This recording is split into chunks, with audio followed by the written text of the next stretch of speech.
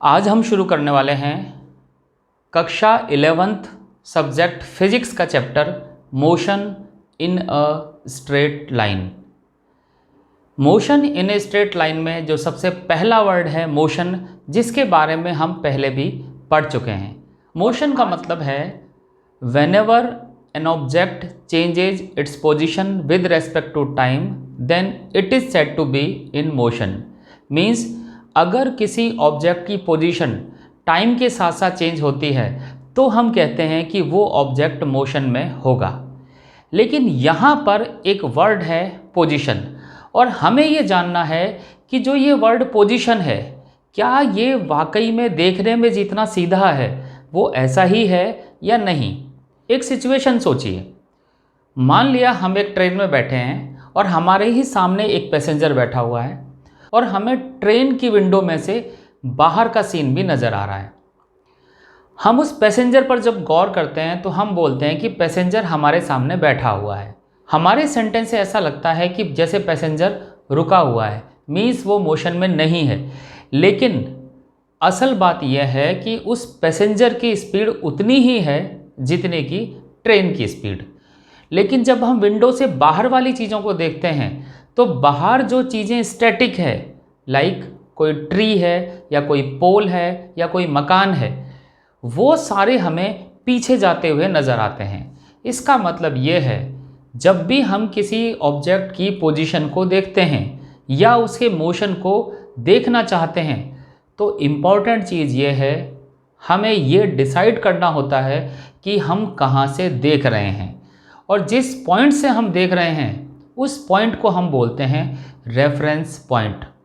तो पहले इस रेफरेंस पॉइंट को समझें कि ये रेफरेंस पॉइंट क्या होता है।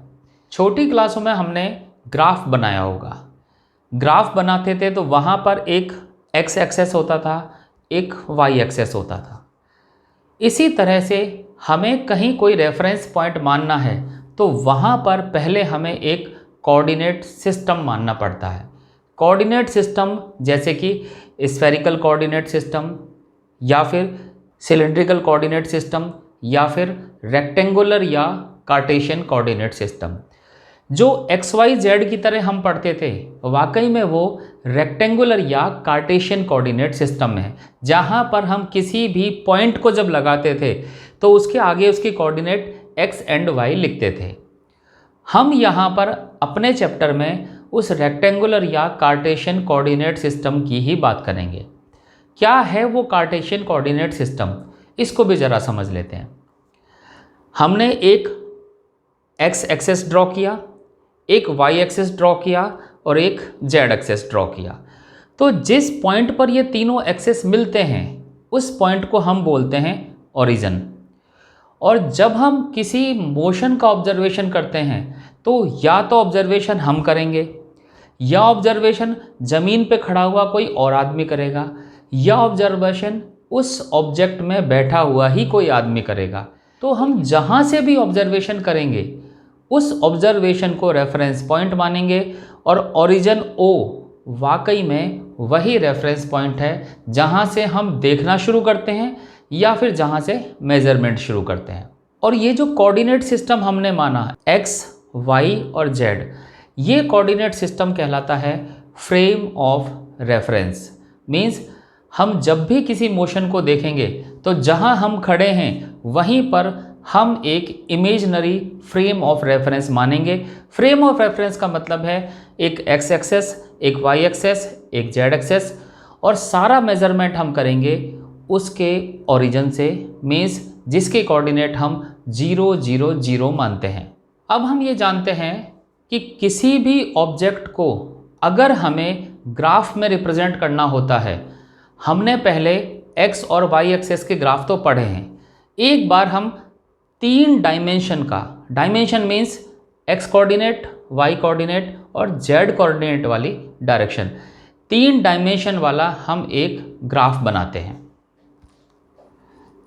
यहाँ पर हमने एक फ्रेम ऑफ रेफरेंस बनाया हुआ है। पहले ही मैं बता चुका हूँ, इस फ्रेम ऑफ रेफरेंस को हम रेक्टेंगुलर या कार्टेशियन कोऑर्डिनेट सिस्टम बोलते हैं।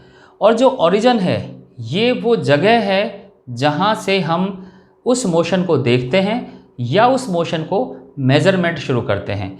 मीन्स ये ओरिजिन है जिसको हम बोलते हैं रेफरेंस पॉइंट।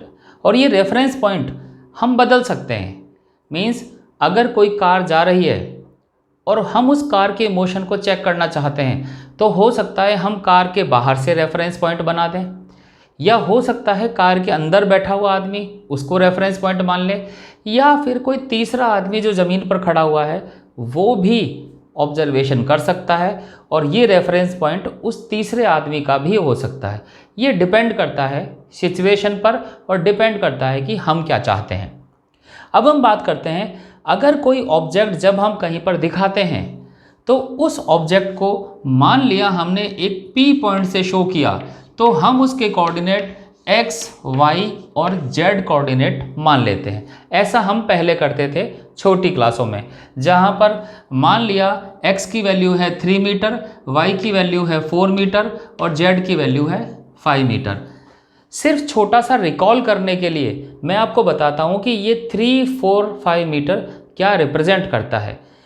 अगर किसी आदमी को इस रेफरेंस पॉइंट O से इस P पॉइंट तक पहुँचना है तो ये XYZ वाकई में उस P का एड्रेस है। मीन्स पहले x एक्सेस पर हमें 3 मीटर चलना होगा तो यहाँ से हम 1 मीटर, 2 मीटर और 3 मीटर इस तरह से हम x एक्सेस पर चलेंगे, 3 मीटर चलेंगे। उसके बाद हमें y एक्सेस पर चलना है 4 मीटर तो y एक्सेस के अलोंग चलेंगे 4 मीटर, हम यहाँ पहुँचेंगे। और उसके बाद z एक्सेस पर 5 मीटर, और ये z एक्सेस वाकई में बोर्ड से बाहर की तरफ आ रहा है तो यहाँ से हम 5 मीटर बाहर आएंगे तो वास्तव में यहाँ हवा में ये पॉइंट P है। हमारी मजबूरी है कि हम इसको हवा में बना नहीं सकते, इसलिए हम इसको बोर्ड में शो करते हैं। यूँ समझिए ये x एक्सेस, ये y एक्सेस, ये z एक्सेस, तो वो पॉइंट P कहीं यहाँ पर है इन तीनों एक्सेस के बीच में। इस तरह से इस पॉइंट को हम रिप्रेजेंट करते हैं। जब कोई ऑब्जेक्ट मोशन में होता है तो वास्तव में उसकी पोजीशन तो बदलती रहेगी।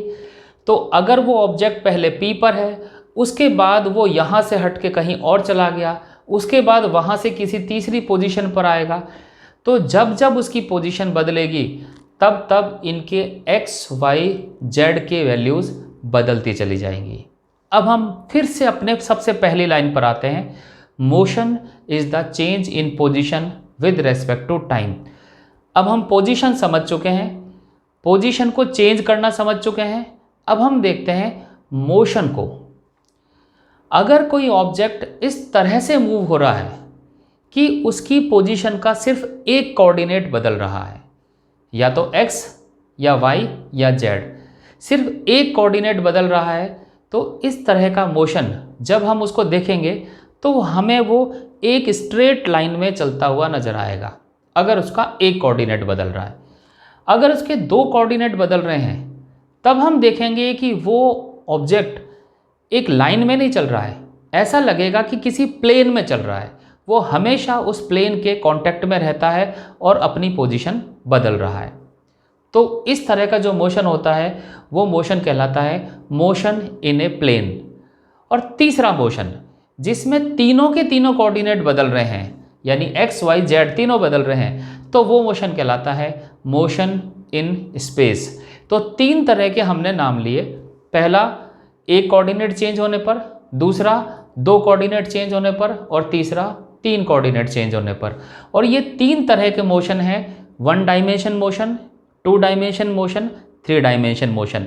इनके थोड़े आसान नाम लेते हैं। मोशन इन लाइन यानी स्ट्रेट लाइन, जिसे कि हम रेक्टिलिनियर मोशन भी बोलते हैं, 1 डायमेंशन मोशन भी बोलते हैं, और यही वो चैप्टर है जिसके बारे में हम डिटेल में पढ़ेंगे। दूसरा मोशन है 2 डायमेंशन मोशन यानी मोशन इन ए प्लेन, और तीसरा मोशन है motion in space means 3 dimensional motion. तो ये सब हम बाद में पढ़ेंगे। हमारा फिलहाल टॉपिक ऑफ कंसर्न है motion in a straight line. अब हम ये सोचते हैं हम कैसे पहचानेंगे। तो पहचानने का तरीका, जब भी आपके पास कोई ऑब्जेक्ट मोशन करता हुआ नज़र आए, हमें सिर्फ ये सोचना है क्या उसका एक कोऑर्डिनेट बदल रहा है। अब देखिए, अगर मैं एक ऑब्जेक्ट को ओ पर रखा हुआ मानूं तो उसके कोऑर्डिनेट होंगे 0 0 0। इसके बाद इसको मैं अगर आगे बढ़ा देता हूं यहां पर, तो यहां पर इसका x कोऑर्डिनेट बदल के 1 हो गया, लेकिन y और z कोऑर्डिनेट 0 ही रहे। उससे आगे चलाएंगे तो फिर इसका x कोऑर्डिनेट बदल के 2 हो जाएगा, लेकिन y और z कोऑर्डिनेट 0 ही रहेंगे। तो इस तरह से अगर ऑब्जेक्ट स्ट्रेट लाइन चलता है तो वो एक कोऑर्डिनेट चेंज करने वाला मोशन कहा जाएगा। कैसे पहचानें? हम हर जगह तो इतनी चीज़ नहीं करेंगे। इसका आसान तरीका है, मोशन को देखिए। जैसे कि मान लिया एक रॉकेट है, वो स्पेस में जा रहा है, तो जो रॉकेट का पाथ है उस रॉकेट के पाथ पर एक एक्सेस बनाइए, चाहे वो एक्स एक्सेस, चाहे वाई या चाहे जेड, यानी कि एक स्ट्रेट लाइन बनाइए। अगर रॉकेट का पाथ उस स्ट्रेट लाइन के अलोंग नज़र आ रहा है तो समझ जाइए रॉकेट का मोशन स्ट्रेट लाइन मोशन है। या फिर एक ट्रेन है, ट्रेन का जो ट्रैक है यानी कि पटरियाँ, उस पर एक एक्सेस बनाइए। अगर वो एक्सेस उस पर सही सलामत बन जाता है तो हम समझ सकते हैं कि ट्रेन का मोशन एक स्ट्रेट लाइन मोशन है। यहाँ इंपॉर्टेंट बात ये नहीं है कि आपको एक्स एक्सेस सिर्फ ऐसा ही लेना है। ये एक्स एक्सेस है तो इसको आप ऐसे ले सकते हो, इसको वर्टिकल ले सकते हो, इसको तिरछा ले सकते हो, कैसा भी तिरछा, टेढ़ा, मेढ़ा, खड़ा, पड़ा, कैसा भी ले सकते हैं। लेकिन मोशन एक लाइन पर अगर है तो इस तरह का मोशन स्ट्रेट लाइन मोशन कहलाता है। जब भी हम मोशन के बारे में पढ़ेंगे तो वहाँ पर एक टर्म बार बार सामने आती है, वो है पॉइंट ऑब्जेक्ट। क्या है पॉइंट ऑब्जेक्ट? इस बात को समझते हैं। मान लिया एक ऑब्जेक्ट है ए और दूसरा ऑब्जेक्ट है बी। अगर हमसे कहा जाता है इन दोनों ऑब्जेक्ट के बीच की डिस्टेंस बताइए, तो डिस्टेंस मेज़र करने के लिए हमारे पास अलग अलग 10 लोग हैं और सब अलग अलग मेज़रमेंट करते हैं। तो देखिए कितनी पॉसिबिलिटीज़ हमारे सामने आएंगी। मान लिया पहला ऑब्जर्वर आता है, उसने डिस्टेंस मेज़र किया ए के सेंटर से लेकर बी के सेंटर तक, ये पहला मेज़रमेंट। दूसरा ऑब्जर्वर आया, उसने मेज़रमेंट किया ए के इस राइट किनारे से लेकर बी के लेफ़्ट किनारे तक, ये दूसरा मेज़रमेंट आया। हम देख सकते हैं ए और बी के बीच की डिस्टेंस नंबर 1 और नंबर 2 डिस्टेंस अलग अलग है। इसी तरह से कोई तीसरा ऑब्जर्वर वो ऐसे मेज़र कर सकता है, यहाँ से मेज़र करना शुरू करेगा और यहाँ तक मेज़र करेगा, तो ये तीसरी रीडिंग आ जाएगी। तो हम देखते हैं कि इस तरह के ऑब्जर्वेशन अगर करने के लिए दिए जाएं तो हर ऑब्जर्वर अपने अपने हिसाब से अलग अलग मेज़र करेगा, तो फिर हमारा जो रिज़ल्ट आएगा वो सबका अलग अलग आएगा। तो हमने क्या किया, इस ए ऑब्जेक्ट को इतना बड़ा मानने की बजाय हमने कहा ये है ए, एक पॉइंट की तरह माना। इसी तरह से जब बी ऑब्जेक्ट को माना तो भी एक पॉइंट की तरह माना। इससे हमें फ़ायदा क्या है? Whenever we are saying measure the distance between A and B, then there will be a unique length for all the observer. तो इस तरह से पॉइंट ऑब्जेक्ट मानने से हमें फ़ायदा है, हमारे रिजल्ट्स एक जैसे आएंगे। दूसरी बात, मान लिया कि ए से एक बस चलती है और बी तक पहुंचती है और ए और बी के बीच की डिस्टेंस जो है वो 1000 किलोमीटर है। अब सोचिए ए से लेकर बी तक बस पहुंचाने में क्या मैं बस को यहाँ से चलता हुआ मानूं या बस के आगे से चलता हुआ मानूं या बस के सेंटर से वो डिस्टेंस मानूं?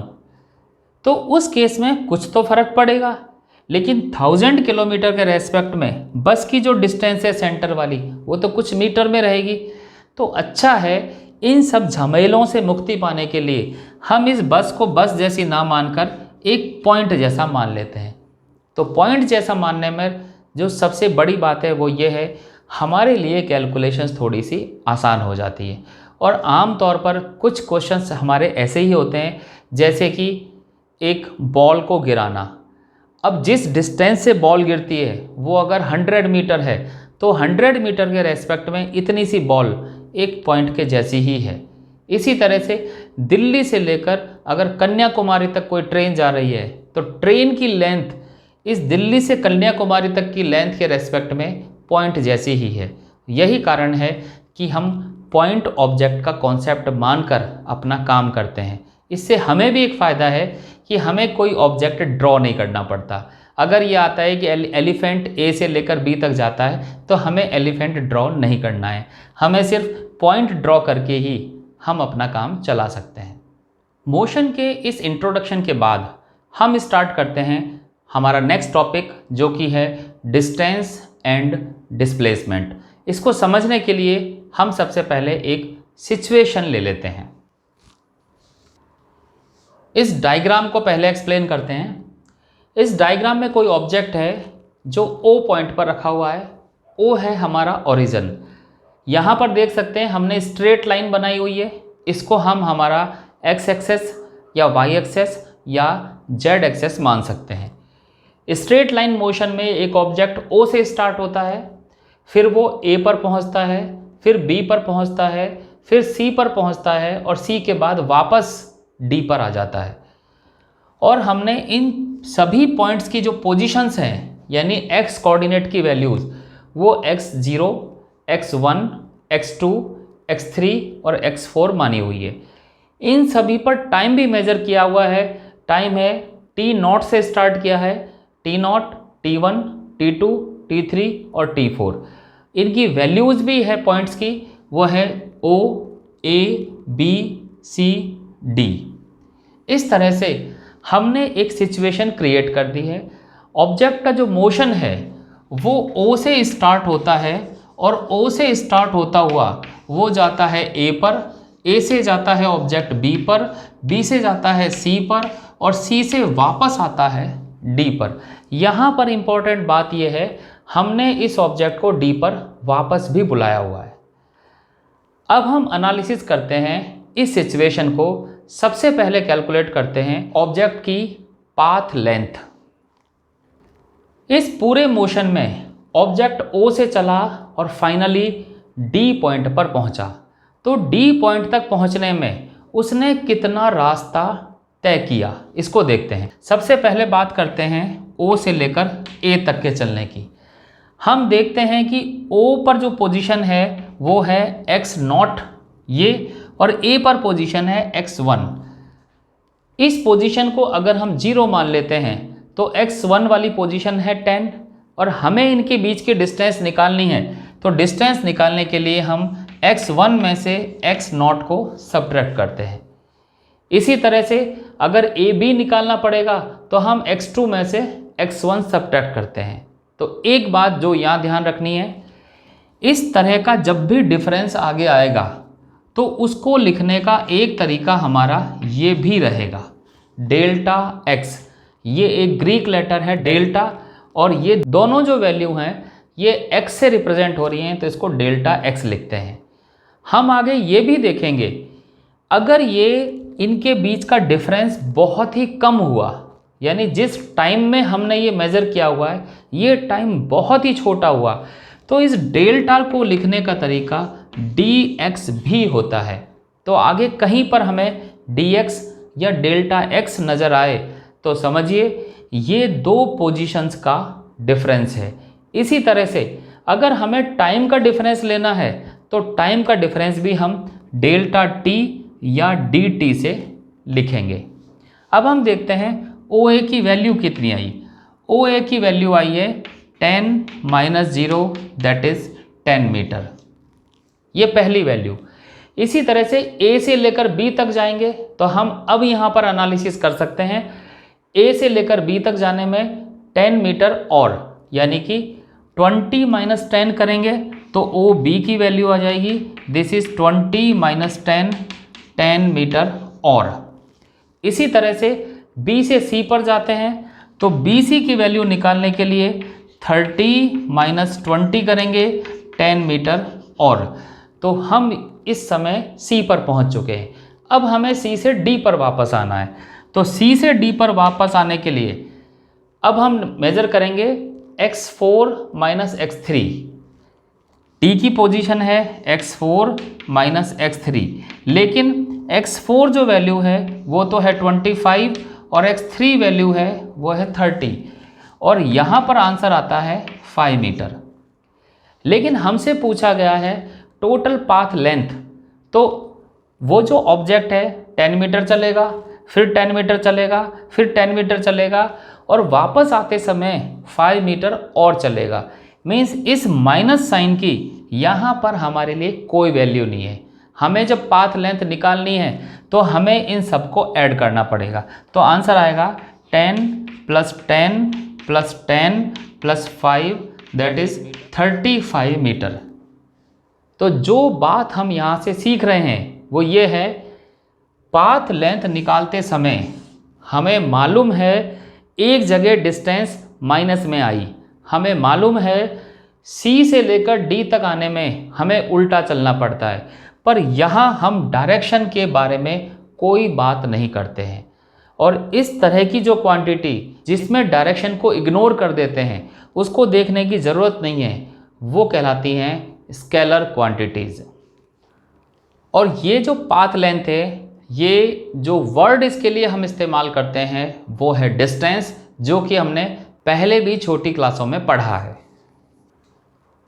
अब हम इसी एग्जाम्पल से एक क्वांटिटी और कैलकुलेट करते हैं और वो क्वांटिटी है इनिशियल पॉइंट O से फाइनल पॉइंट D के बीच का analysis. Length between O and D, O initial point है, D फाइनल पॉइंट है। एक बार पाथ को देखते हैं, ये है O और ये है D। इसके बीच में डायरेक्ट हम इसको मेजरमेंट करना चाहेंगे तो देखिए O से A 10 मीटर, A से B 10 मीटर और B से D तो पहले ही आ गया, C पॉइंट बाद में है, D पहले आ गया, तो हम D पॉइंट पे आ जाएंगे और ये है 5 मीटर। तो ये आंसर देखने से ही पता लगता है कि 25 मीटर आ जाएगा। 10 + 10 + 5। अब यहाँ देखिए हमने यहाँ क्या किया, हमने इसी तरह से एनालिसिस अगर किया तो यहाँ पर OA की वैल्यू निकालेंगे, 2 10 मीटर आएगी। इसी तरह से AB की वैल्यू निकाली, वो भी 10 मीटर आएगी। इसी तरह से BC की वैल्यू निकाली, वो भी 10 मीटर आएगी। फिर हमने CD की वैल्यू निकाली, वो 5 मीटर आएगी। अब सोचिए यहाँ पर हमने इस माइनस को छोड़ दिया और यहाँ पे आंसर हम 25 लाना चाहते हैं। इसका मतलब यहाँ पर ये नेगेटिव साइन काम का है।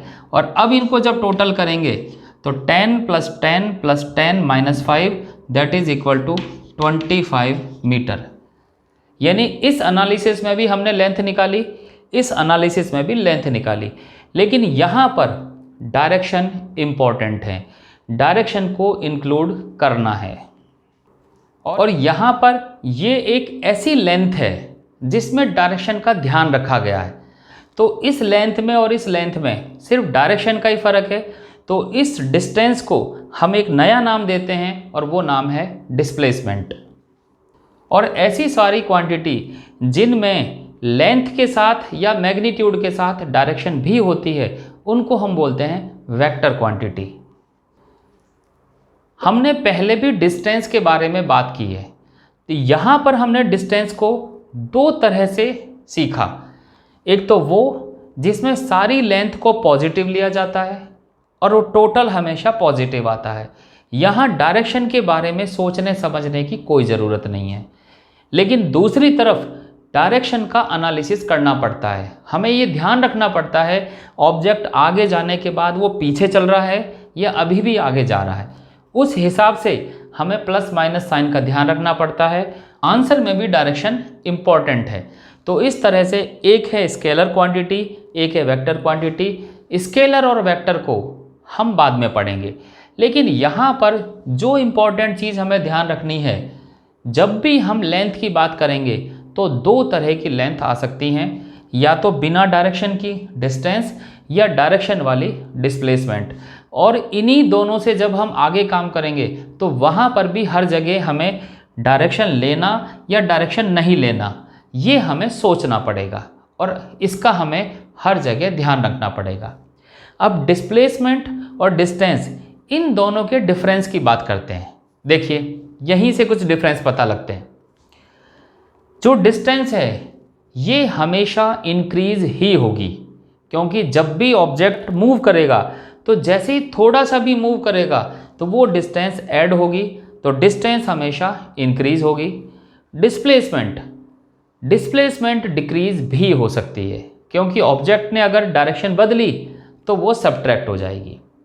दूसरी बात, डिस्टेंस हमेशा पॉजिटिव ही होगी, लेकिन डिस्प्लेसमेंट को देखिए, अगर ऑब्जेक्ट यहाँ से लेकर यहाँ तक आया तो ज़्यादा प्लस है कम माइनस है तो पॉजिटिव, अगर यहाँ से चला और वापस यहीं पर आ गया तो जितना प्लस है उतना माइनस, तो आंसर 0।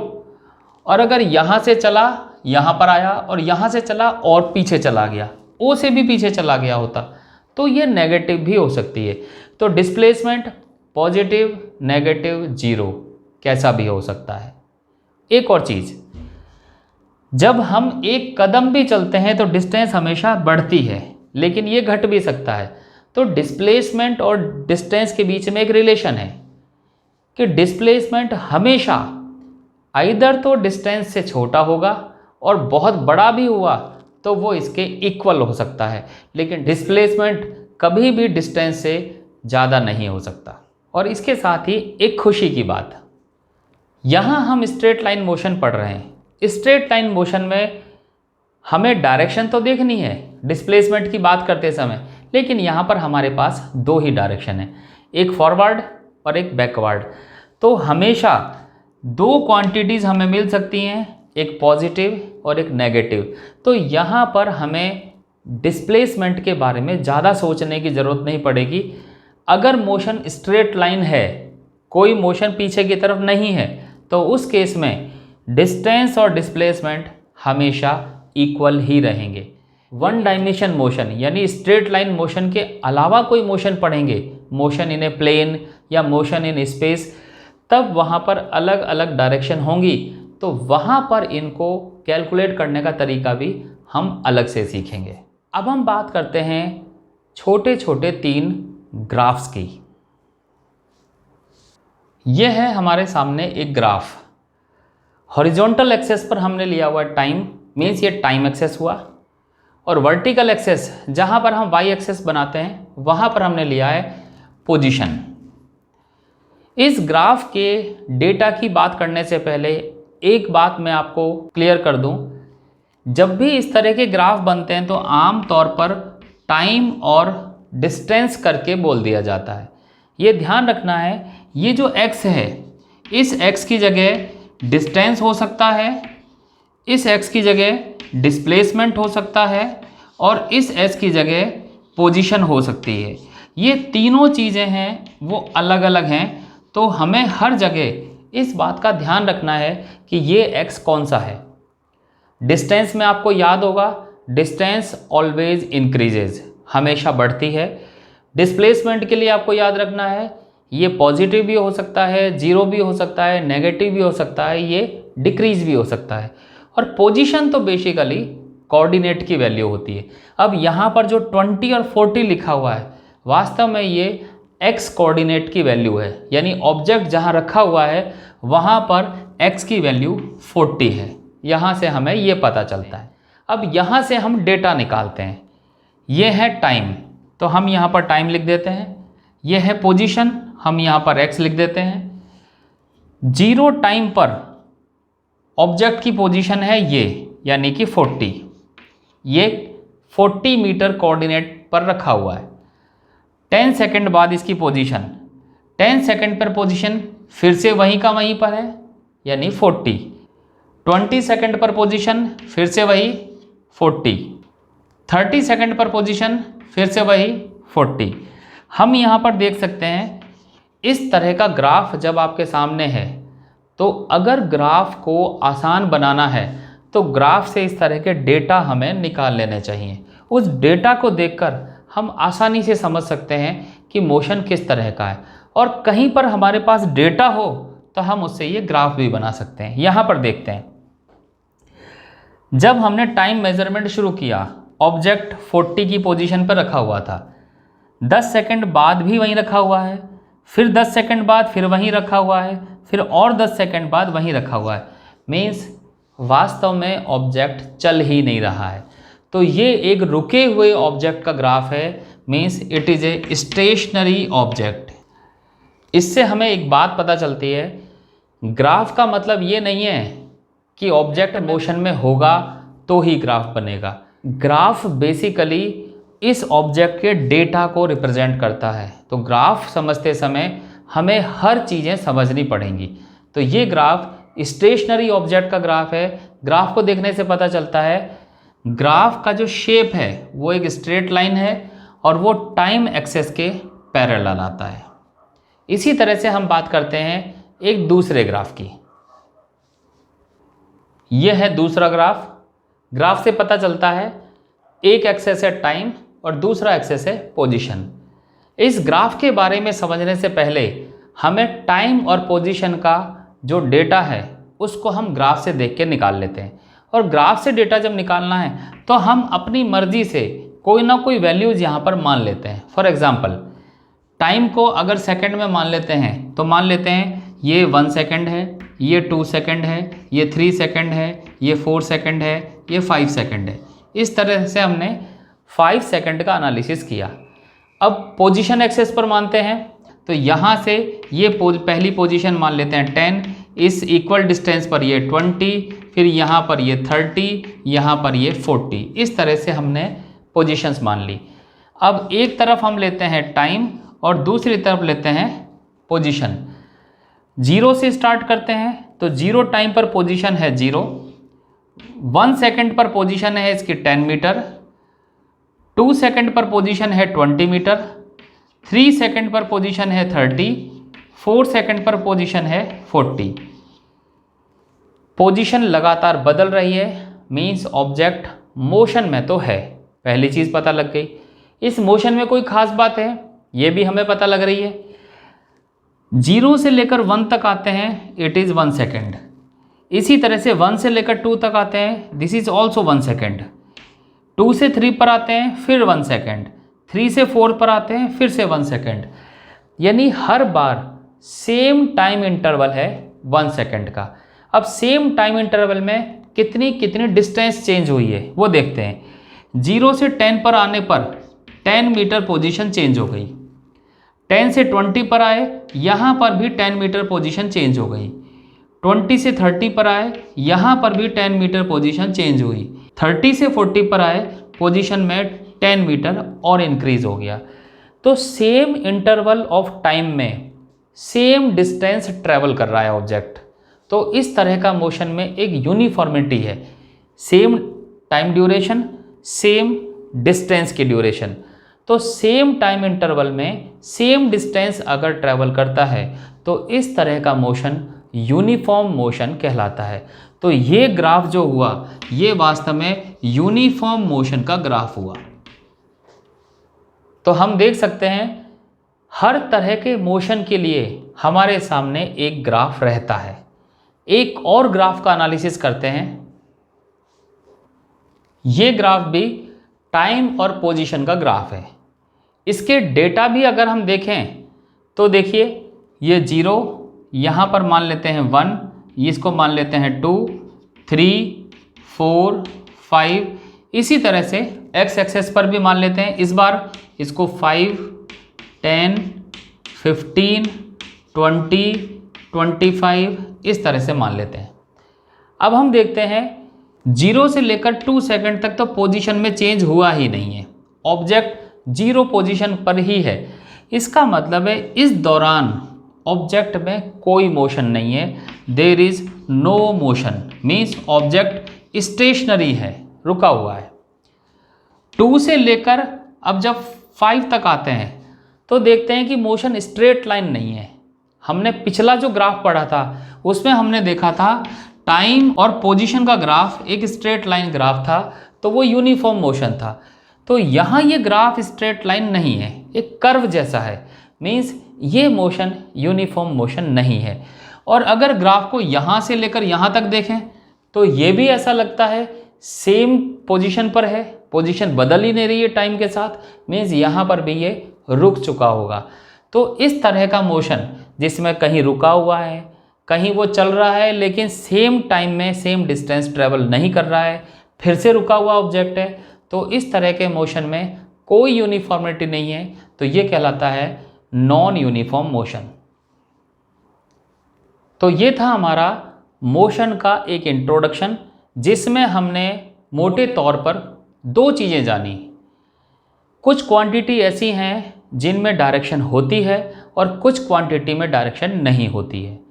अभी तक हमने सिर्फ लेंथ के बारे में बात की है, और लेंथ को भी दो तरह से हमने उसके नामकरण कर दिए हैं, एक है डिस्टेंस, एक है डिस्प्लेसमेंट। डिस्टेंस स्केलर है और डिस्प्लेसमेंट वेक्टर है।